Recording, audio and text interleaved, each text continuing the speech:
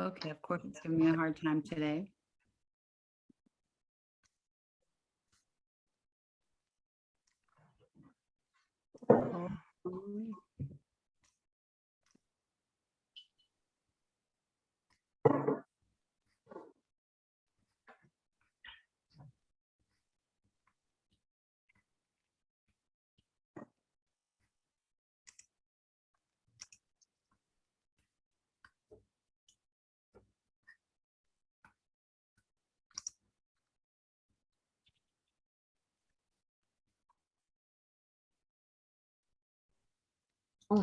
Here we go. All right. Hey, Mo, Hey, Ricky. the doctor is in. is in. Yes, yes, yes, we are. The doctor is still in her office, but we are in with some amazing guests on a topic that everybody wants to know more about. Like if there was a hot topic for 2023 coming up, it has to do with what these ladies do, what they're bringing. And I'm here for all of it. So let's get into it. First of all, can you check out the beauty that's on this screen, right? Our topic is healthy beauty, but look at these like gorgeous, gorgeous faces, right? Gorgeous, gorgeous hair, It's like glowing. everything out there. Glowing, glowing, glowing. So I'm gonna let them introduce themselves and then we'll get into stuff. And you guys tell everybody how we met, okay? Because I think it's really funny how we met. So go. Joy. My name is Joy A. Johnson, and I'm the founder of Joy of Beauty, a diabetic-friendly body care line. And I met Ricky several years ago. I was pitching my then nail and beauty spa because we offered free services to cancer fighters to Donnie Simpson, and I was directed to Ricky, and she coordinated everything for me to be on the radio station to be interviewed by Donnie. And so that's how we met. Wonderful, wonderful way. So How many years ago was that? How many years? Ooh, 2018, maybe 2017. probably 5, maybe, yeah, 2017, 2018. Wow. Yeah, I did Donnie's social media, but anything that had to do with women, like Ricky, talk to those people. Yeah, yeah, Pretty fun. Oh, and then I just met your best friend. So that's how we kind of reconnected. Yes. Yvonne. Yeah. Yvonne. Yes. Yep. So great. So we can't wait to hear about your products because they are helping so many people. All right, my friend Eleni. Yes. Hi, my name is Eleni Eob, and I'm the founder of Nala Beauté. Nala Beauté is an organic hair care line.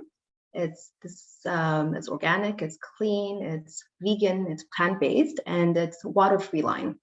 So we don't use water in our products. Our main ingredients are aloe vera. So that is the base of our product line. They are highly effective and high performance quality ingredients. I met Ricky this summer at the National Urban League Conference. We happened to be booth buddies. And I don't think I met you. Did I meet you during setup? I don't remember. It was setup. No, I think we met during setup, and I think you met Haley during setup. I did meet, because Haley came in with all the flowers. And I was like, who's that booth with all those beautiful flowers? And I was like looking at her booth and I was like, hey, I got to step up my game. No, but we were there. We were there for the weekend and it was great. I met your daughter and you guys were just a fabulous group. And I learned a lot. I'm always learning because what you guys are doing, I'm presently in Canada, I'm in Montreal. So even the mobile, the mobile testing that you're doing or the emphasis on Black bodies are not as prominent here, I would say, and in that capacity, maybe because our population is smaller. So I was pretty hyped, Awesome. Can you talk a little bit about the evolution of why you're so necessary, right? Like how far have we come in shortest terms, I guess, with the products that are especially for us, but also some of the dangers that we're learning now that are in healthcare and in hair and beauty products. Why did you, what made you, what inspired you, I guess is my question. Me or Joy or? We can start with Joy and then we'll just go back and forth. Okay. Sure. Well, my background is I'm a licensed esthetician and manicurist. I've been so for the last 15 years.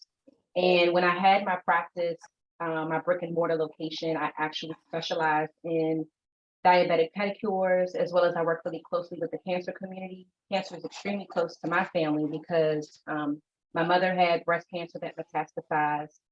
And she passed when I was 16. My aunt actually just passed of cancer in 2020, and their brother, my uncle, had cancer when I was in the 11th grade.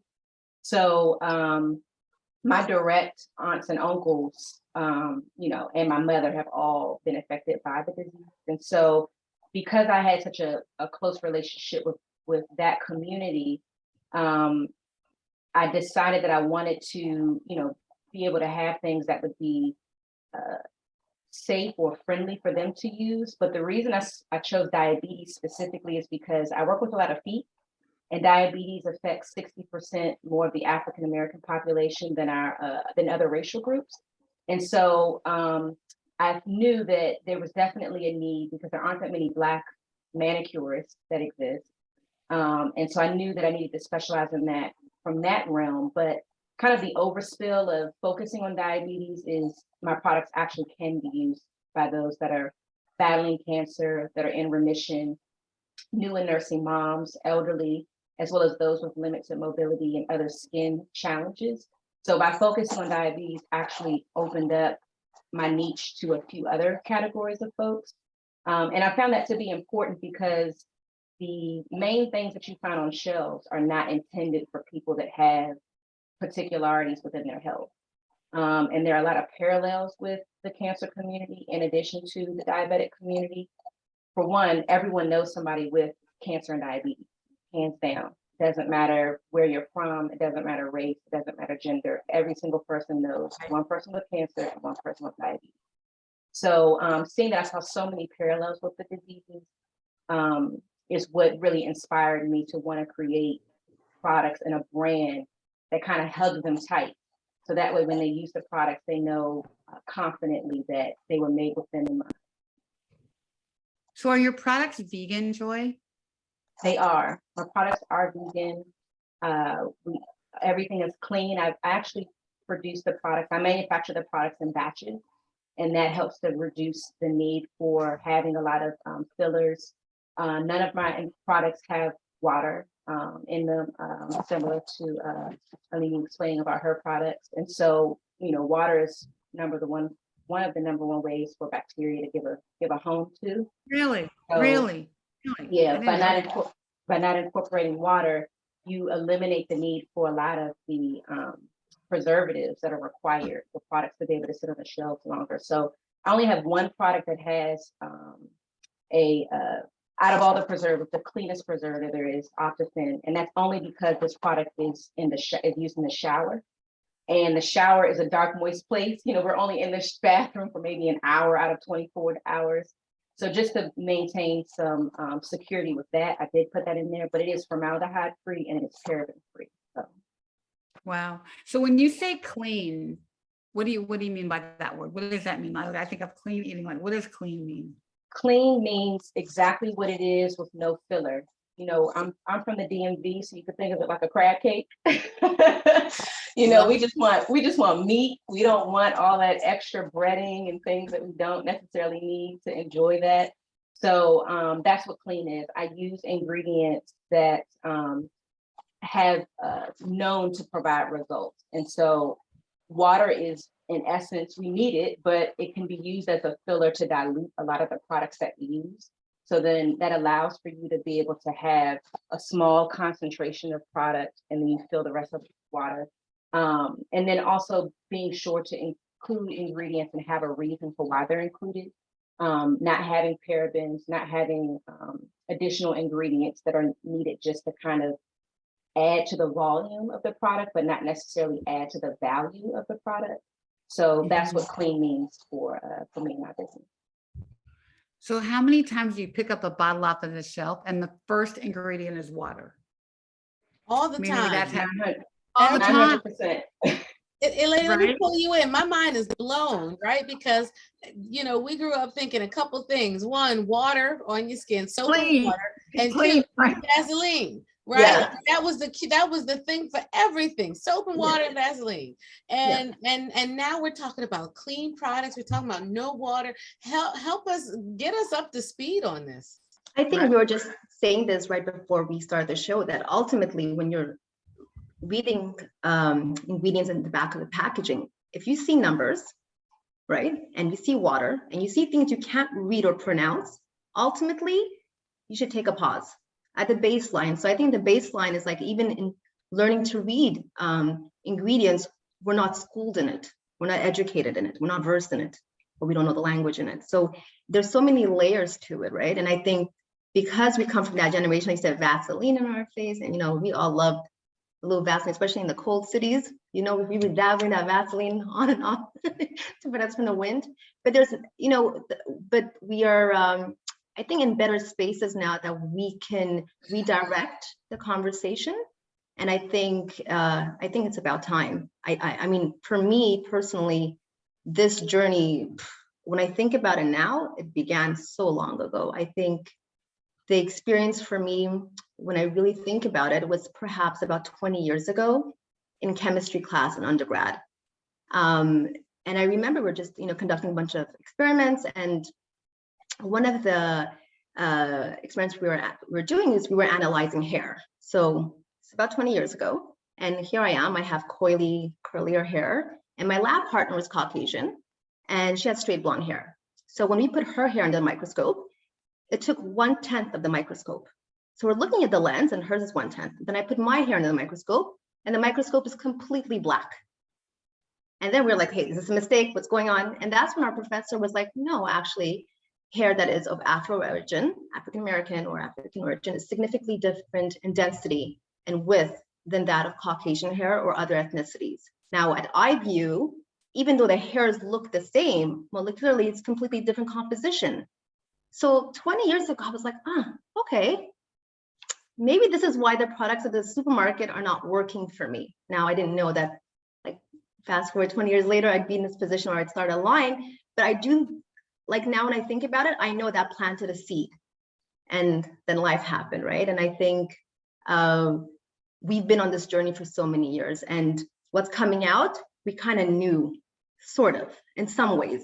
When we used to apply the hair relaxer, I mean, I know that smell. We knew this can't be good. You know what I mean? Like intuitively, you're like, I know this can't be good. And then it's burning you. And you're like, and they're like, one more second.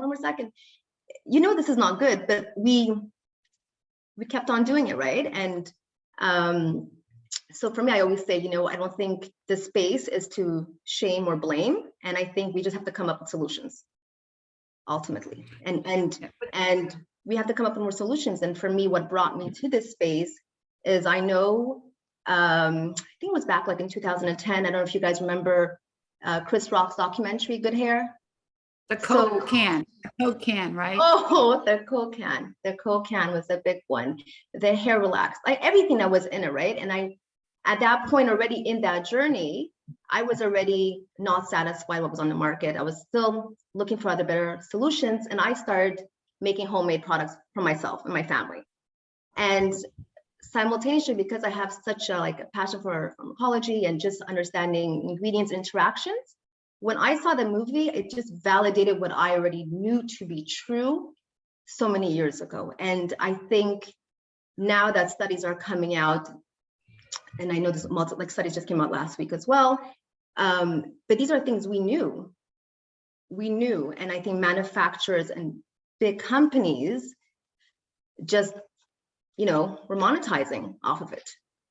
And I truly believe they were monetizing off the bodies of Black women, because we are the highest consumers in terms of buying power, especially in the hair industry.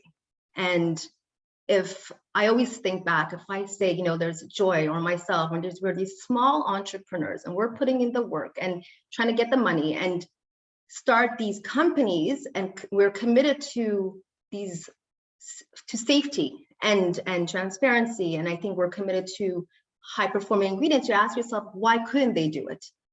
Because ultimately, if I did it with a small team, it's just the dedication and what you're willing to gain or what you're willing to lose. And I think the more players we have in the game, they're really committed to providing better services, better products, the more options we'll have for the population. So Well, I that's think kind of, also, I think ultimately it's about money. oh, of course it's about money. We see those bottles where it's all water, guess what? Because water is cheap, right? So I think part of it's about money, but you guys hit on so many things. I think the first product that I kind of saw kind of enter the market was Carol's daughter, Yes. right? And she was in Brooklyn, whatever, making her stuff in her kitchen. And then she sold out to Unilever. Right? I don't know who she sold out to, I forget, some big company. Yeah, I think it But- might have been Unilever. Yeah. So, Yeah, so but the Shea Moisture and all these others that have the, you know, You're right. African Pride and all, yeah, there's been some tomfoolery going on in the market in this space for some time now, because, you know, just because it's got a little kente cloth on it doesn't mean that it's like a black owned product. business. But I don't think that consumers know, like how can they tell that these products and that these businesses are those that they want to support? Is there like a repository or a place that they can go to sort of look at that and look for that? I know there's platforms like, I mean, not everything on it's 100% correct, but I know like the EWG platform is a good one that you can get a better knowledge. I know some people in the health profession are not 100% on board with everything that they put on, but it's a good introduction to someone who knows nothing, right? And I think you have to kind of do your work. And I think you're allowed to ask, right? If you're paying for money, you're paying for a product, you're allowed to demand and say, hey, what is this, right? What am I getting? We're in a day, like a time and date with social media that you can actually, you're like so close to the company, you can ask questions. And I think I always say the correlation between how much a product costs, generally speaking, not all the time, and the quality of ingredients go hand in hand, but not all the time. Sometimes you can have a product that's full of chemicals and still very, very overpriced. I think there needs to be a lot of education. I think there's a lot of work to be done. And like you said, just because you're taking the cloth, that doesn't mean, it doesn't mean.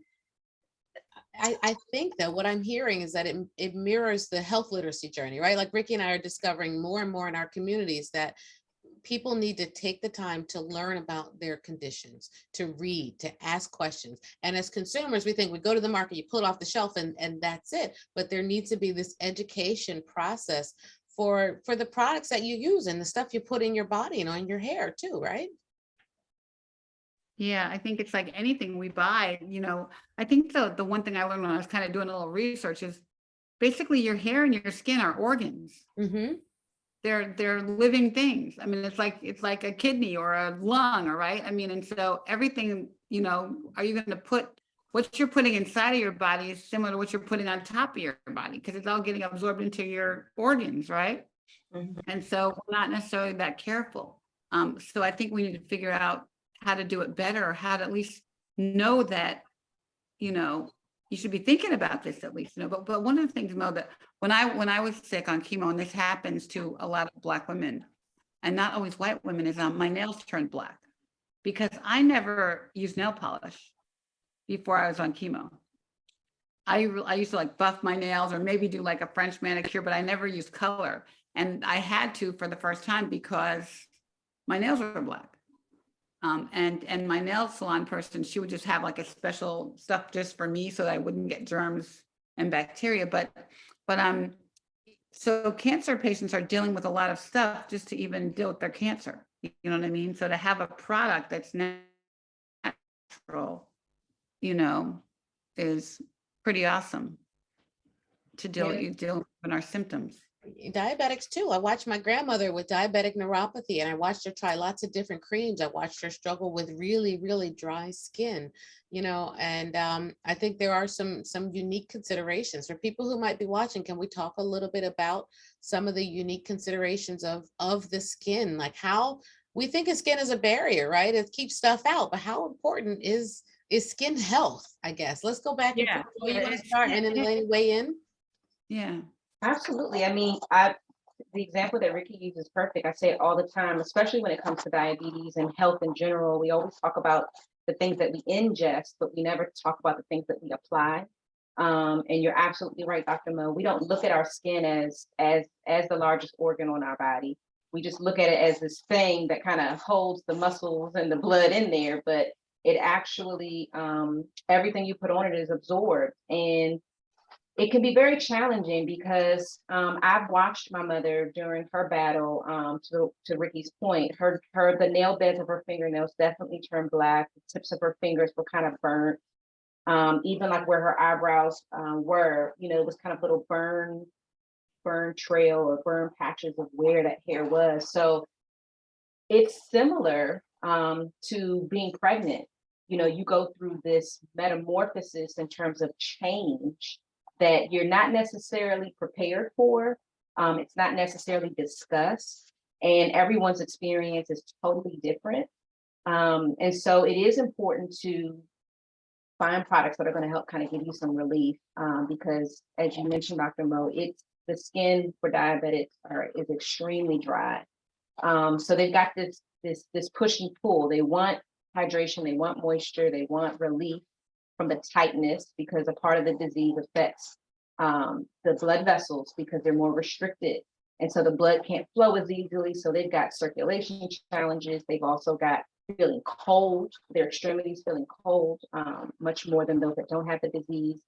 And they might even have neuropathy, which is that tingling sensation that can be terribly uncomfortable, on top of dry skin, on top of just wanting a pedicure, just to be cute. So it can be a lot. So there's a lot of layers that you have to consider. And so I always kind of compare my products to children's Tylenol. Children's Tylenol was intended for children, but as an adult, as a non-child, we can still take it. We just take more of it.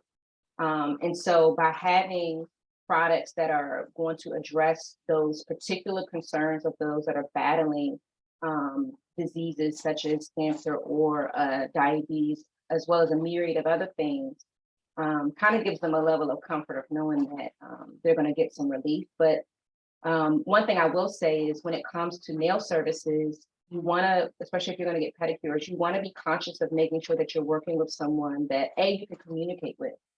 You've got to be able to effectively communicate with your beauty professional, especially if whatever it is that you're dealing with is a new diagnosis. So you need to be able to feel comfortable enough to disclose.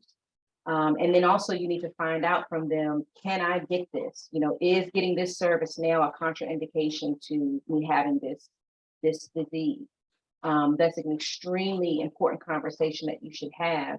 And so you want to find out, even when they go to the doctor and they get maybe a new diagnosis, okay, well, this is my lifestyle. So what in my lifestyle needs to change? Especially if they want to still try to maintain some of the things that make them feel good, because we love a little hair appointment, nail appointment, body treatment, massage, so we just want to find out, how can I still get these things if I want to continue, but they be adapted to, what it is that I now have to incorporate into my life. So it's extremely important to maintain those open lines of communication with your health professionals, your beauty professionals, finding people that you can communicate with, and then advocating for yourself. I'm a caretaker for my grandmother. She's 92. I'm one of the primary caretakers of her. We actually had a doctor's appointment earlier today.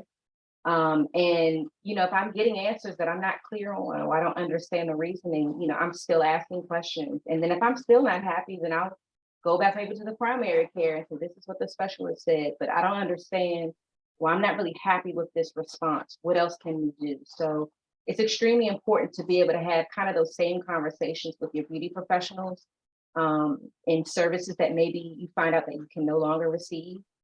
For instance, with diabetes, you shouldn't be having any body waxing services. That's an extremely no-no when it comes to those that have diabetes, because you don't want to do anything, you don't want to do anything that possibly cause injury to the skin that can cause you to bleed, because a part of the effect with the disease is the nervous system, the body's ability to heal itself and to create that scab, the risk of infection, becoming an ulcer, remaining untreated, and then it needs to be amputated. So there's certain beauty treatments that you just should no longer be receiving. And so you've got to maintain that open line of communication with both your healthcare professionals as well as your beauty professionals to make sure that you're getting the best service for your current circumstance. Seems like waxing would be better than shaving. There's more risk of getting cut. Like, So a lot of times diabetics, their hair, they tend to not have hair like on their legs and whatnot, you know, the areas that we tend to wax. And then of course, you know, the older we get, that slows down as well. But yeah, you would have to look into some alternatives, or you might have to just, you know, embrace your hairy. oh my. That's a whole nother conversation, right? It is. After dark. Wait a minute. I know we won't go there. We won't go there. So Eleni, what's in your products? Like what's making your hair like wow? Like your hair is Oh, thank you. No, but for me, it's really personal. Like when I grew up in a house full of, I mean, we're 5 sisters, and hair has always been a thing, you know, hair day, wash day, taking care of hair. I remember, you know, like the one sister doing one's hair, the other one's doing their hair. Like we grew up with just so much hair and what it takes into taking care of hair, right? I think culturally where I come from, I'm from Ethiopia, and my mom always had some little homemade recipes, or back home we would use butter. So that's butter, and that was like a butter treatment we used to do. So there's always these little things you grow up around that you incorporate, and then you see how that helps your, you know, should be avocado and going back and forth. But the more research I did, and I'm saying like this is years of it, and the more I really understood that it's not just, you know, the hair relaxers, it's, you know, it's the hot oil treatments, it's the hair masks, the hair conditioners, everything, just properties in there that are endocrine disruptors, fibroids, menstrual. I mean, there was definitely, you could say there's enough causation, right? And I was like, you know, at the baseline, I got to create something that works. So just because something is natural doesn't mean like, you know, like I don't want to break up the shea butter. Like I want to be seduced by the product, right? So ultimately, I want to have that experience, and I think that's okay too. Like I don't want to break it down. Nothing for, you know, for those who like breaking it down. But I felt that was actually kind of missing in the industry. And secondly, I had a daughter, and I was like, at the baseline, if nobody buys my products, I'm gonna have products that, you know, my baby can lick. I mean, she can lick it, but that she can lick, and she's not gonna get sick. And it was really personal made, you know, for my daughter and my nieces, and there's so many children around, and I was just like, this doesn't make sense, you know. And I want to be able to consciously go to bed at night and say, you know what, I'm not just trying to make money. So for me, it's very, very personal. And the more you see what's out there, the more you understand, the more you realize when it comes to Black women's health and our bodies, I think often we've been politicized on numerous levels. So even when it comes to our hair, we have to really understand the societal factors and the pressures into fitting certain norms, or just recently, like, you know, with the Crown Act, certain states, was like the way you wore your hair was politicized. You know, you couldn't have dreads and braces. So or certain styles or braids. You know, I myself remember whenever I had to go for an interview, I would morph myself. I would pull my hair back and gel in a bun and try to fit in to the door. So our hair often doesn't even allow us a foot into the door. And I think definitely there's movement, and there's, you know, it's been slow and there's change, but we have to keep pushing the envelope and demanding from our government to say, you know what, if certain things are banned, I know certain ingredients are banned in the EU, the Cosmetic Alliance, especially like ingredients are found in hair relaxers, they're banned, they're not banned here. And I think it's not just a responsibility of the women to stop using the products, because we're not giving them better alternatives. Like I said, you have to put in the work, you need to have the money, you need to go into R&D, research and development, come up with new technologies. Unless you're doing that, how can you tell a woman who has a certain lifestyle, you shouldn't, you know, we can educate them, but we have to offer them solutions. And I think mostly, like, if I was to take away something today, it was like, I would say, please don't relax your children's hair, you know, let's try to find solutions, because there's so many side effects to it. And just recently, I know there's lawsuits that came out are happening, right? So it took all these years for the lawsuits to come into play, and there was direct links to hair relaxers and other ingredients found in Black hair products that are causing cancer. And now the lawsuits are coming out against the companies and the manufacturers. And maybe Right. now, because their pockets are being, hurt, now there might really be change, I think, perhaps. Or or they're just paying them off and and start anew. I don't know, Dr. Ngo, what do you, I don't know if which study, what your opinion would be on that, and the hair relaxers and the correlation. I think that we have known, and I think we continue to find that the effects are systemic, right? It's not just that you've put it on your hair. It's a lifestyle and a lifetime of chemicals and toxins that reach certain areas that are what we call like estrogenic, right? It's affecting hormones. And that's why you see, I think, so much of the women's health being affected, from fibroids to PCOS to breast cancers, because it's not like you're seeing a bunch of skin cancers and melanomas, right? We're seeing it happen in reproductive organs and places like that. That speaks to the sort of systemic absorption. So I think that really does need to be investigated further. But I think the data is there, and as I look at what's happened, even since, let's say, since George Floyd, right?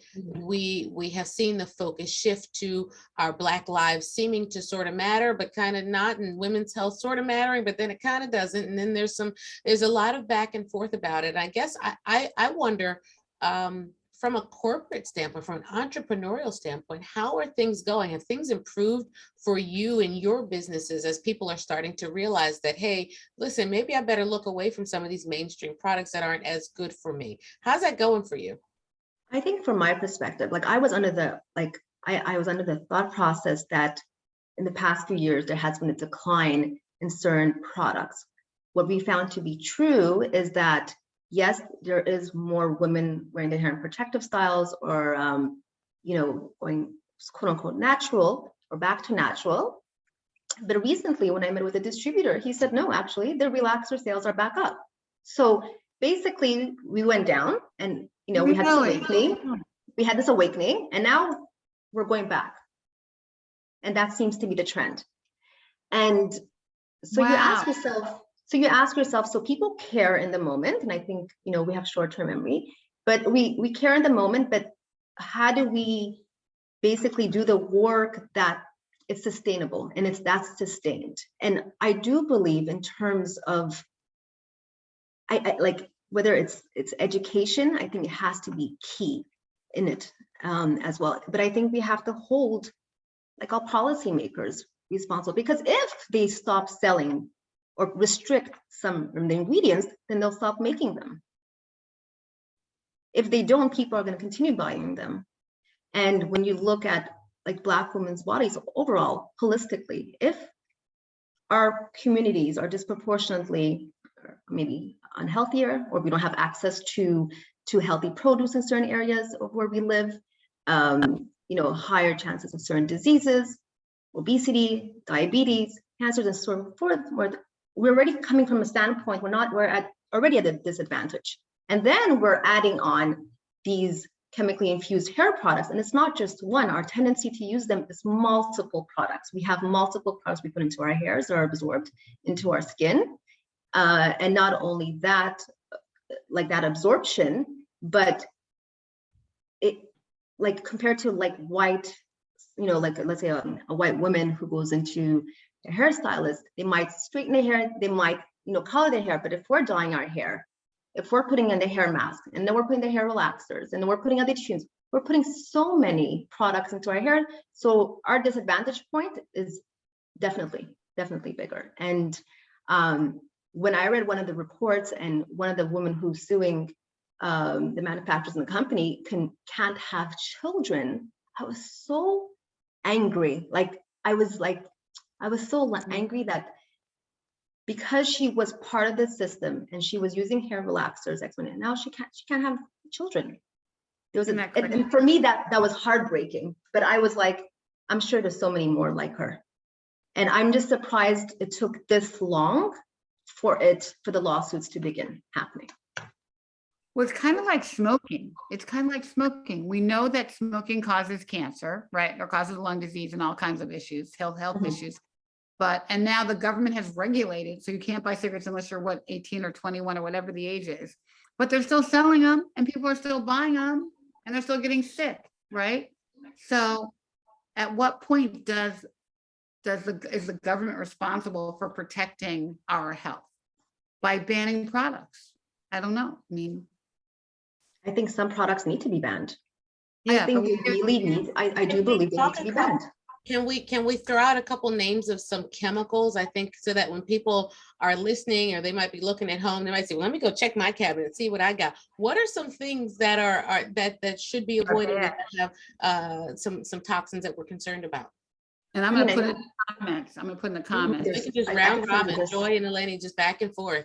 What you Yeah, got? I mean, Joy, I know ultimately now that the high products are, I mean, ingredients are parabens, sulfates, and so forth, but those, just because they don't have those doesn't mean they don't have anything else, right? So anything that's an endocrine disruptor, I would remove. Anything with numbers, Like this is the pegs, Hmm. PEG 13, PEG 10, PEG 11, anything with numbers, I would avoid. Wow, My what do default. the numbers mean? It's like just a label for something? Yeah, it's a label for something else, right? And yeah, it's just a label for another. I have a whole list of things. Polyethylene glycol, right? Pardon me? What? Polyethylene glycol, right? Glycol, like this, like that. You know, people can't pronounce them. If you can't pronounce them, you Yeah, can't. anything you can't pronounce is what I. And put also in- fragrance, right? I think fragrance, which is highly asthmatic, right? Fragrance is very cheap. So fragrance is added into a lot of but fragrance is also, if people have any respiratory issues, such as asthma or pulmonary issues, is a big one. So you can replace fragrance with, essential oils. We have over 2,500 essential oils that you can pick from. You can remake a perfume if you have the right laboratory with essential oils, So I think that's the idea. It's just a bit, it costs more money, but the options are there. And I just think because we consume so much of it and we're driving that economy, Black women are driving that hair care industry. We're bringing in billions of dollars. I just feel like we need to demand. We have to demand. And I would say the same thing with nails. I don't know, Joy, but I would say, the nail salons back in the days, we would say, Black women. Huh?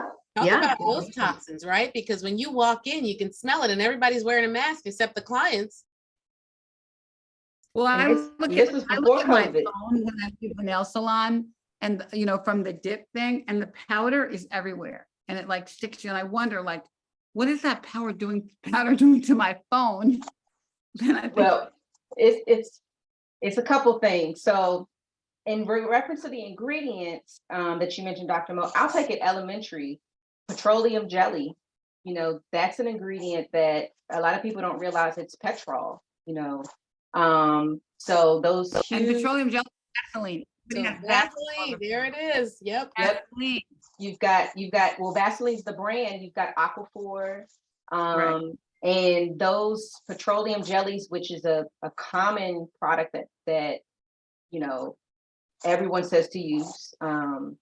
And they'll say, well, it's a barrier for the skin. And yeah, to one degree, it is a skin barrier, but that is something that, at least for, I'll say, those that have diabetes, they should not use products that are non-occlusive, meaning that it doesn't allow the skin to breathe.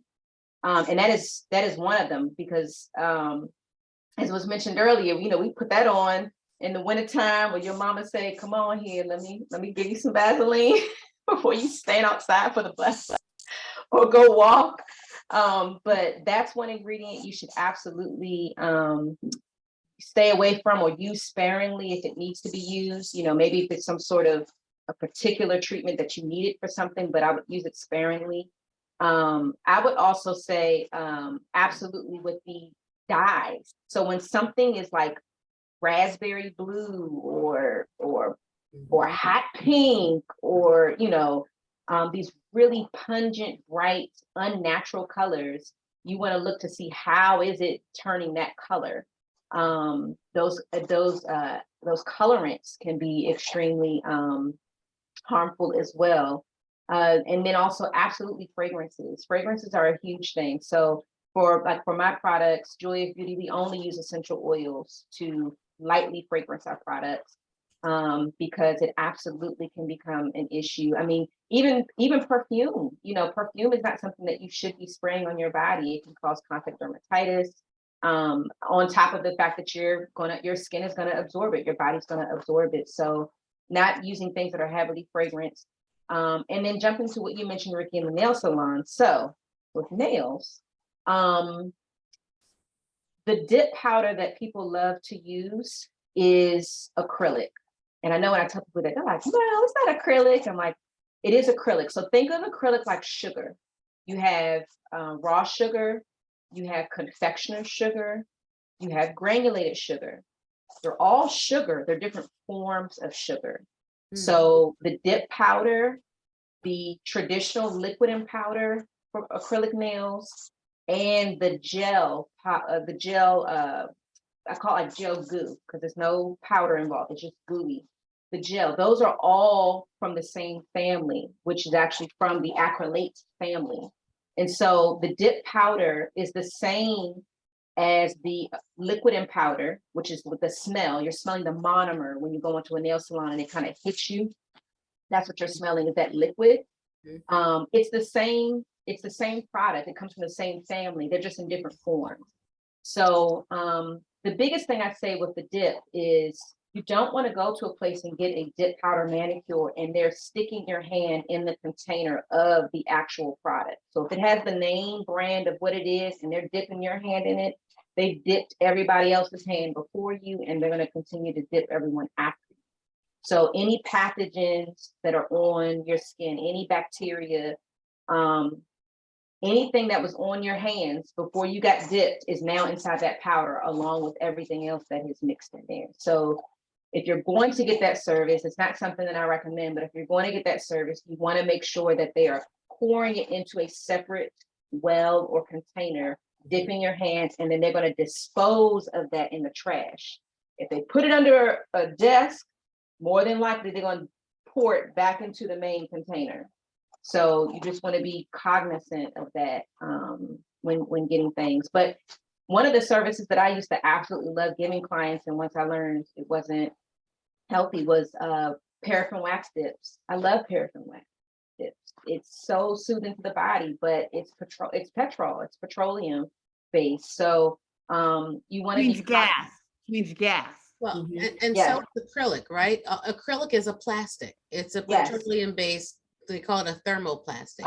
Yes. And so you need to know that those fine particles, that dust is essentially petroleum and plastic.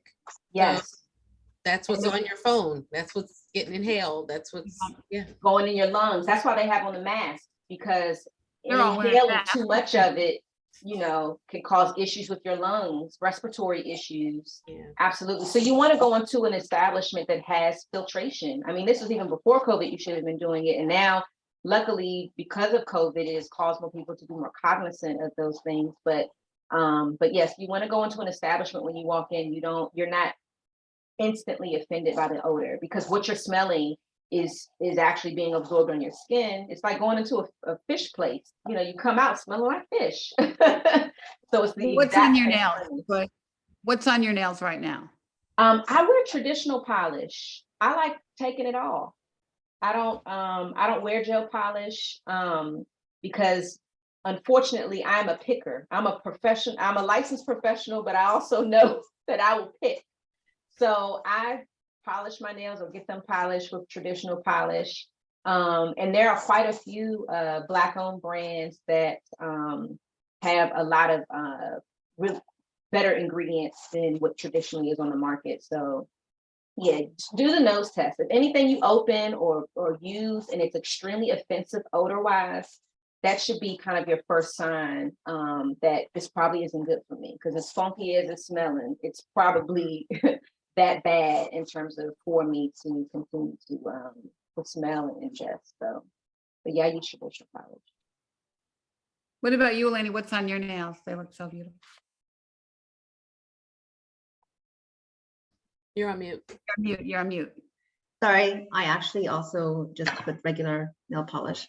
I actually just did I don't do them often. I do them sometimes, but it's more of a treat. But on my daily, I don't do my nails as often. Usually I buffer it, keep it clean. My daughter complains that they're too long, so I have to respect her wishes. But I wanted to add to some of the ingredients. I thought something that was very interesting when I started more reading about it was animal placenta is used in a lot of like the hair mask and the hair conditioner. So animal placenta is used because it helps to detangle, and it's a detangling agent. So just think of like animal placenta, the fat, kind of like the mayonnaise, and this is what is mainly used. Coal tar. I remember when I read and they were like, well, we use coal tar under a different name, but it's basically coal tar, petrolatum, which is, so I think the more you know, the more you're repulsed. So Totally, you guys are really repulsive. You don't want to like throw everything away.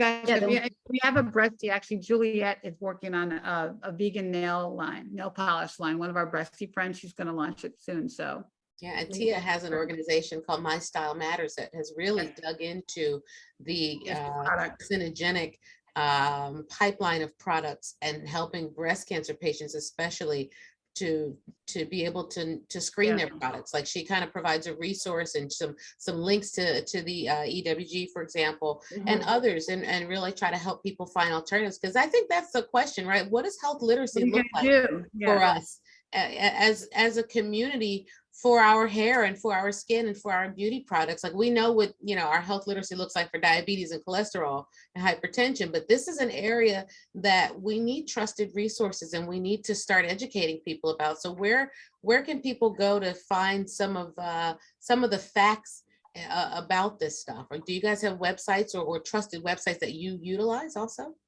I'm big on journals, medical journals. So just don't read anything you found online. Make sure you get it from a reputable journal. Medical journals, you give the latest studies, the latest data. If you're willing to read through it, sometimes it's a little long and can be complicated, but generally speaking, from the medical journals, there's usually an adjacent article that is written in easier language to digest. So I think part of, to translate, because sometimes it can be just, a little bit difficult to understand that material. I visit EWG, I still do it, but then on top of it, there's always, because I think EWG does give you a great guideline, but I'm not sure if everything that they're citing is 100% accurate. I know people in the medical community, there's certain ingredients that they're like, okay, it's not, they have a system from 1 to 5. Generally, the rating, I think, is 1 to 5 and 1 to 6, and that's how they rate it. But you have, it's probably the best one out there so far. That's really easy to use and to read. And I say to people, like, just start reading, just start looking at what you have at home at a baseline. Start looking what you have in your bathroom shelves. Start looking. The more you're curious, the more you're going to be like, okay, like, okay, and then there's platforms like this, we're having these discussions. And I don't think there should be any, we shouldn't compromise with health and beauty. We shouldn't. I think we can have a both. I do believe we can have a both. I think we have to just demand it, but we can have a both. And but I do think holistically, when it comes to, Black communities and just health, you have to do a lot of the groundwork. It can't be somebody sitting on top and saying don't, or policies. It has to be your hairstylist. So it could be you're educating hairstylist, right? Creating those spaces that are already safe and they're not shaming. I know a lot of people when it came to that whole like natural hair movement, were like, don't wear weaves, don't wear extensions, be natural, this, and there was so many finger points, don't wear your hair straight. And I was like, you don't have the right, A, it's just a baseline Yeah. to police any woman's body, especially her hair. Second, you're not in her shoes, or we're not in your shoes. So if your lifestyle says, you know what, I can't, my hair gets tangled very often, I have to wear braids. I like weaves. I like the way it looks. That's okay too. You know what I mean? And I think it's just engaging people where they're at, meeting them where they're at, and just say, hey, if you're gonna do this, make sure, let's do it this way, or choose better products. If you're gonna braid your hair, make sure you do 6 weeks on, 6 weeks off. If you're wearing a weave, make sure it doesn't completely, eat up your hairline. So there's a lot of conversation that need to be met, but it can't be met with shame. I love that. Disappointing. And I think that messaging is important because we, hair has always, like I said, has been politicized, and we come from spaces of, I'll say I'm in a space of quote unquote privilege because my hair curls a certain way, right? And when we think of natural hair, we say go natural. But really what they're saying is, I want you to go natural with someone who has a mixed hair look. If you guys know what I'm trying to, that's kind of where I'm getting at.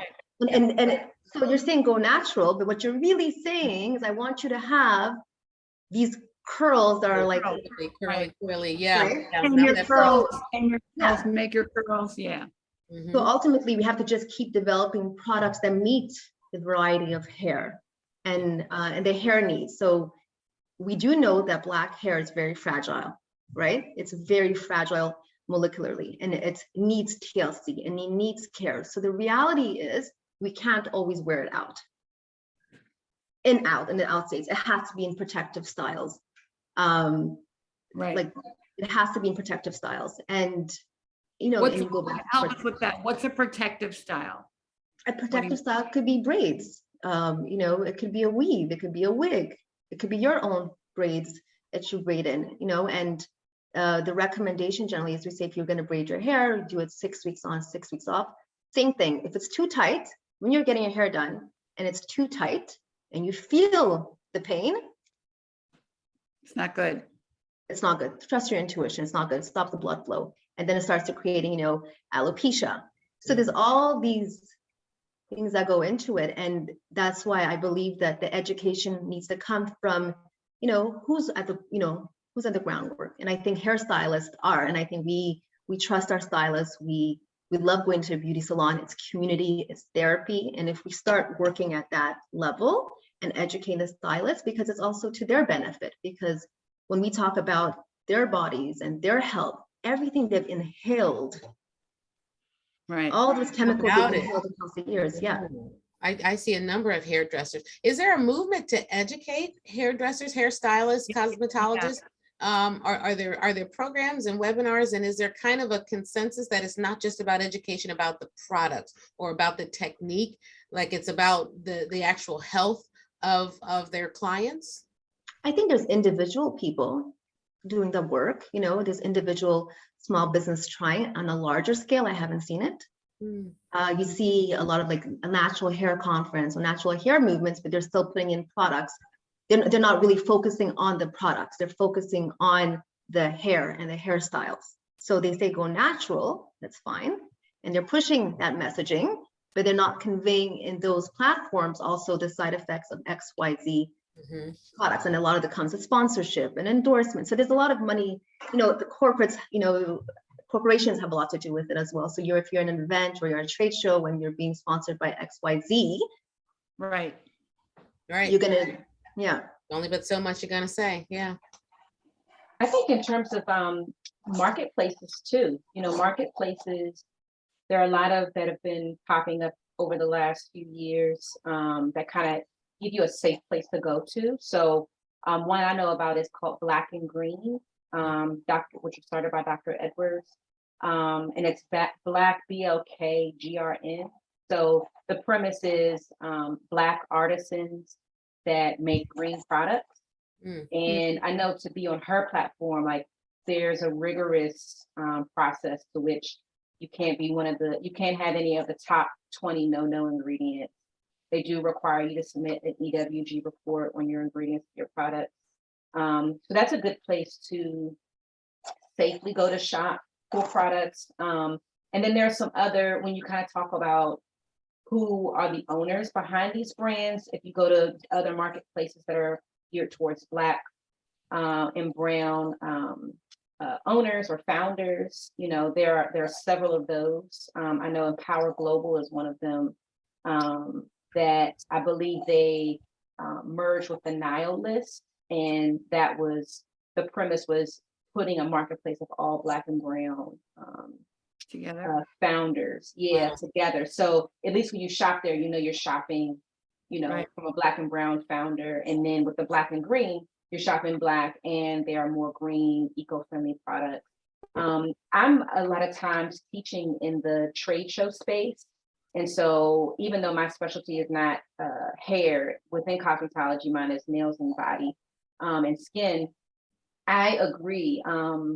In terms of education on the health of hair, generally speaking, there isn't a lot of education from a corporate standpoint, because corporations need something to sell and they can't necessarily package and bottle up educating you about your hair. But if you work with a stylist that has trichology training or is a trichologist, or if you seek out a trichologist in addition to your stylist, because they're not all one and the same, trichologists get that additional training to learn about the hair. Trichologist. What is that? What's a trichologist? So a trichologist is kind of a healthy combo of a cosmetologist and a dermatologist. Okay. They go through rigorous training, and a lot of times they're dealing strictly with the scalp. They're dealing strictly with the Never heard of it. follicle. Oh yeah, they're only dealing with the hair on your head, and they're only dealing with the scalp and scalp conditions and scalp issues or challenges. And so a lot of times they're the ones that can assist with alopecia, as there are various forms of it. So they tend to have that additional education that can help you understand your hair specifically and your specific hair challenge. Kind of like within my industry, you know, as estheticians and as manicurists, sometimes we have our own specialties. So if you have issues with acne, you want to look for an esthetician that works with acne clients, that has an understanding of acne at a more than just surface, you know, this is chapter 9 level. So that's kind of the equivalent of that. Like for me, with my training, I did additional training for dealing with those that has diabetes, as well as oncology, to understand how to deal with those persons with additional care and what their special needs are. So looking for specialists will kind of help with that in terms of getting that education more than just the general titled individual that may be trained. So make it easy for us, you guys. Tell us about your products and how people can find your products, and like why they should buy your products today, right? Go, Joy, Absolutely. go ahead. Okay, absolutely. So my products are Joy of Beauty. We are a diabetic friendly body care line. And you can And what's find your website? our website is www.joyofbeautybrand.com. And that is the same actually for our Instagram and our Facebook. We are at Joy of Beauty Brand. And you can find us online. We are on a few marketplaces. We're also in a store, at least here in the DMV area, called Blank Slate, that's located in Annapolis Mall.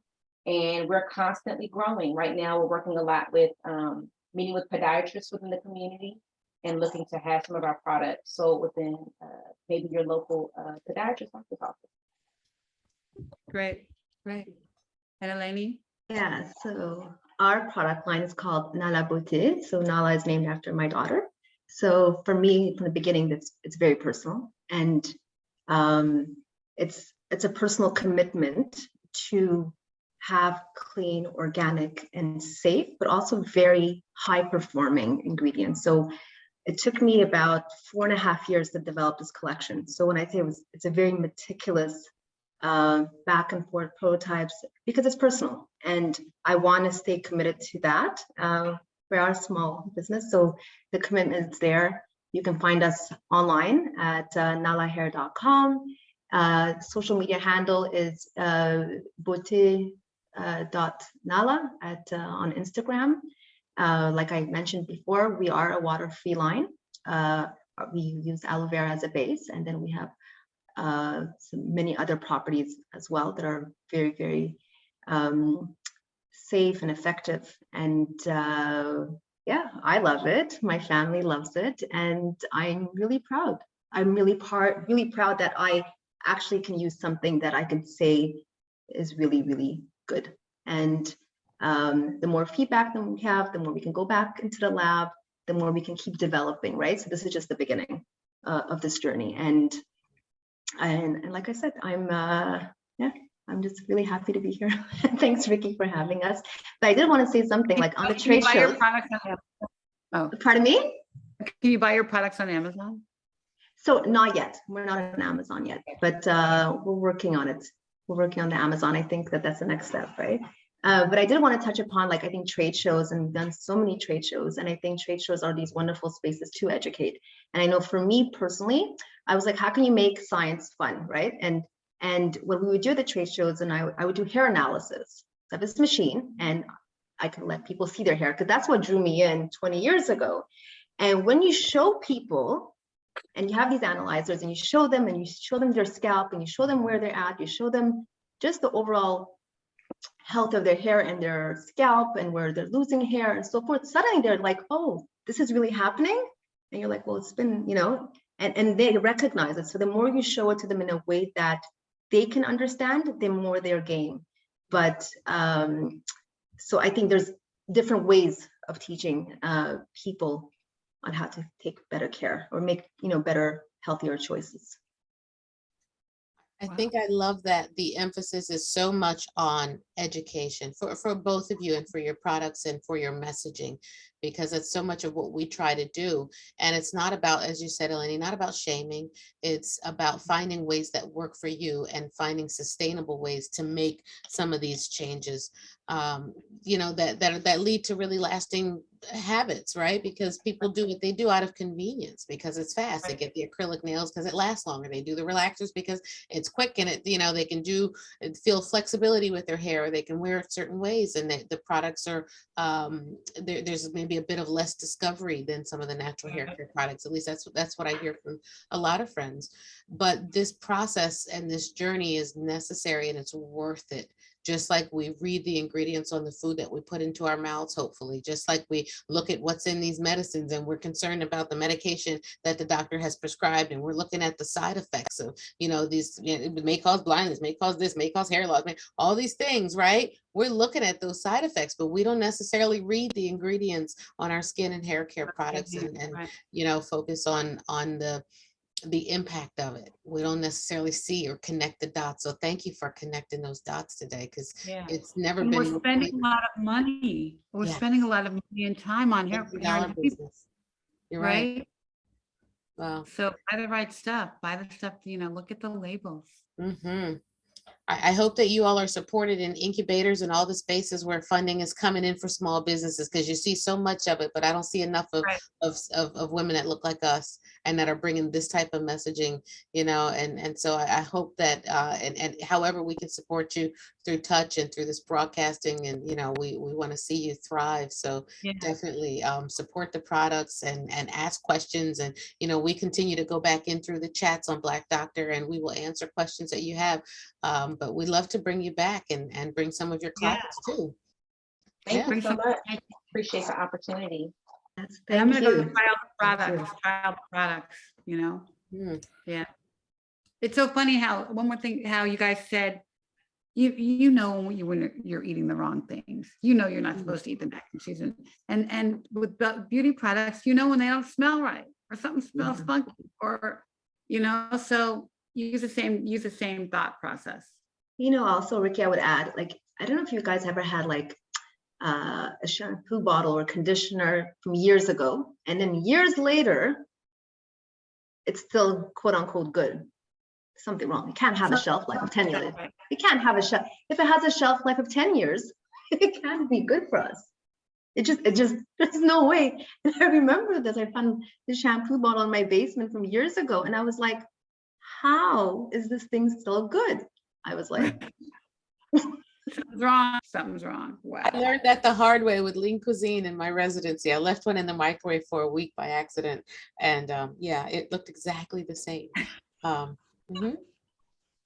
There you go. Wow. Wow. All right, you guys are so awesome, so beautiful. Thank you so much. Come back. Thank soon you, to thank try you. your product. Yeah. Yes, Thank you. Thanks appreciate again you for this both. opportunity. Thank you. this has been incredible. We hope it's been relatable, reliable, and real. That's what we set out to do every Wednesday night here on Black Doctor. And we're so thankful for the opportunity to do it. Ricky, what are we talking about next week? What do we got coming up? What are we looking at? Next week, we're talking about lobular breast cancer. Good. So that's a new one to talk about. We haven't talked about that, Mo, in a while, so we're gonna talk about lobular. So come back next week. We've got much more stuff to do, and we're gonna have the interns on soon. Good.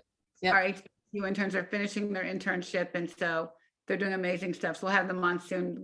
We have them making some videos that are gonna blow you away. They're amazing. So I love it. And a spring beauty show. So hopefully we'll bring you back and be able to talk some more Yeah. with you. And yeah, this will be amazing. Thank you again.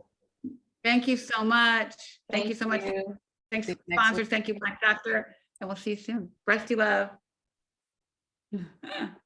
Bye.